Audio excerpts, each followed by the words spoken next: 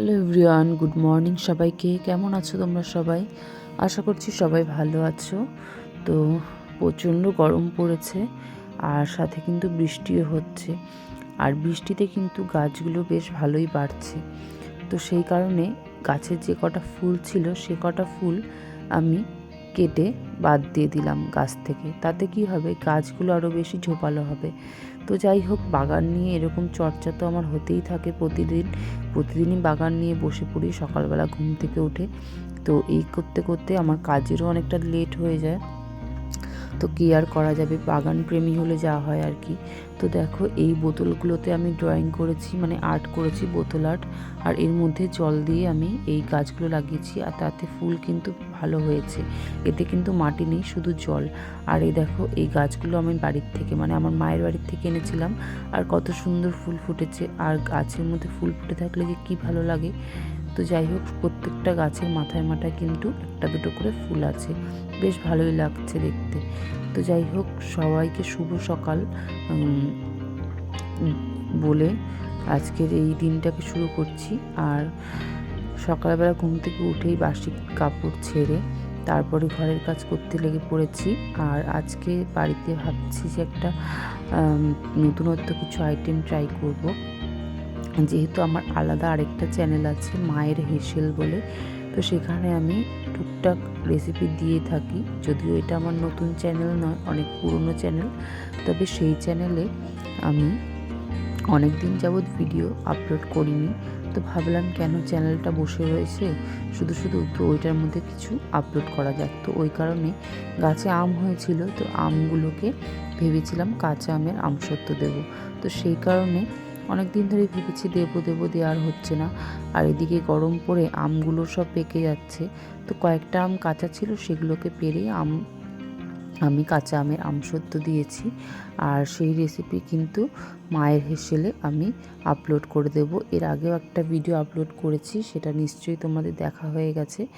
তো এইটা আমের ওই রেসিপিটা বসিয়ে দিয়ে আমি এদিকে কিন্তু রান্নার জোগাড় করে নিয়েছি। পাবদা মাছ এনেছিল, তো পাবদা মাছগুলোকে ভাজা বসিয়ে দিয়ে এদিকে আমি কিন্তু সবজিগুলোকে কাটা শুরু করে দিয়েছি। একা হাতে যেহেতু সমস্ত কিছু করতে হয়, তো সেই কারণে কিন্তু বসে থাকার কোনো উপায় নেই। তো একটা কাজ করার সাথে সাথে পাশে কিন্তু আরও একটা কাজ করে নিতে হয়। আরও একটা কাজ বললে ভুল হবে, পাশে আরও যে কটা কাজ করা সম্ভব সব কটাই কিন্তু করে নিই। সকালটা শুরু করেছিলাম লাউয়ের জুস দিয়ে। সকালবেলা উঠেই এখন কিছুদিন যাবৎ লাউয়ের জুস খাচ্ছি।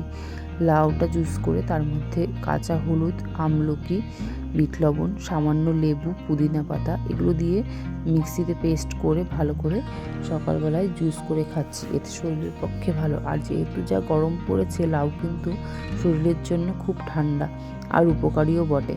আর হলুদ তো অ্যান্টিসেপটিকের কাজ করে, প্লাস লিভার ভালো রাখে। তো যাই হোক, কাঁচা হলুদ খাওয়াও তোমরা জানো কতটা উপকারী। সাথে তো আছে আমলকি খাওয়াও কিন্তু পেটের জন্য উপকারী। আর লেবুতে কিন্তু ফ্যাট অনেকটা কম করে। তো সব মিলিয়ে অনেক কিছুই রয়েছে। পুদিনা পাতাও কিন্তু শরীরের জন্য ঠান্ডা। তো গরমে কিন্তু এই জুসটা খাওয়া ভীষণ ভালো। আশা করছি তোমরা এবার থেকে ট্রাই করবে। তো যাই হোক, তোমাদের সাথে গল্প করতে করতে দেখো এদিকে রান্না কিন্তু মোটামুটি কমপ্লিট হয়ে গেছে। এদিকে মাছের ঝোলটা কিন্তু কমপ্লিট হয়ে গেছে। পাবদা মাছের রেসিপি কিন্তু সব থেকে ইজি আর চটজলদি হয়ে যায়। তো যে কোনো রান্নাই করো না কেন পাবদা মাছ দিয়ে, সেটা কিন্তু খুব তাড়াতাড়ি হয়ে যায়। তো সর্ষে পাবদা এর আগে একদিন খেয়েছি, আর তার আগে একদিন খেয়েছিলাম পাবদা মাছের ঝাল। তো আজকে এই জন্য একটুখানি পাতলা টাইপের ঝোল করেছি। আর এই গরমে একটু তেল মশলা জাতীয় খাবার খাওয়া, মানে একটু অ্যাভয়েড করে চলাটাই ভালো। তো সেই কারণে আমি একটুখানি হালকা পাতলা ঝোল করেছি। আর এদিকে একটু ভেন্ডিটা করে নেব। তো এদিকে দেখো, আমার মোটামুটি রান্না কমপ্লিট হয়ে গেছে। তো আমি চলে এসেছি ছাদে জামা কাপড় ছড়াতে দিতে।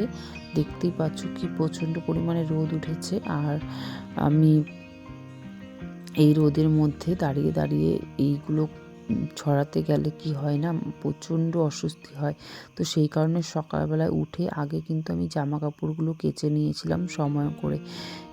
তো সেই সময়টুকু তোমাদের সাথে শেয়ার করা হয়নি, তো ওটাই আমি এখন একটু ছড়িয়ে দিয়ে গেলাম। তো তারপরে রান্না করেছি। আগে কিন্তু আমি জামা কাপড়গুলো কেচে রেখেছিলাম।